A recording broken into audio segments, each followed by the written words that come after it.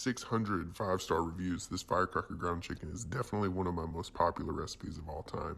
I'm going to show you how to make it today. We're going to start out with Swerve brown sugar, which is a non-glycemic, sugar-free brown sugar substitute. You can use regular dark brown sugar. You'll just add about 12 grams of carbs and 50 calories per serving. Then we're going to add buffalo sauce. I like Frank's Red Hot. Any buffalo sauce will work here. And then rice vinegar or any vinegar.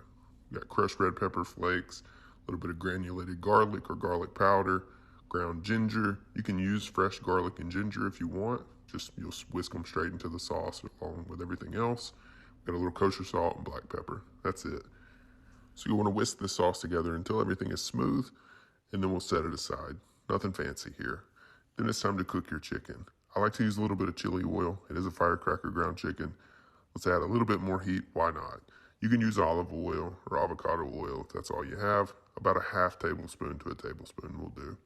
I'm using 92.8 ground chicken here, but I've used everything from 99% lean ground turkey to ground beef. You could even use ground pork.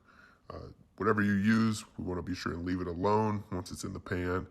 And 3 to 5 minutes, maybe depending on how hot your pan is. Just be sure you let that Maillard reaction occur. You get that golden brown crust there before you break it apart and fully cook. Once your ground chicken is fully cooked, it's time to add the sauce. Just pour it straight in and stir everything together. You want to leave it alone for maybe 30 to 60 seconds. What we're looking for here is for the Swerve brown sugar or the dark brown sugar to start to caramelize on the bottom of the pan. This should be a dark red, rich color. Once you're there, get it off the heat. Garnish with some scallions, toasted sesame seeds, black sesame seeds, a little extra chili oil, it's really crisp. Serve with rice or cauliflower rice, and you're good to go.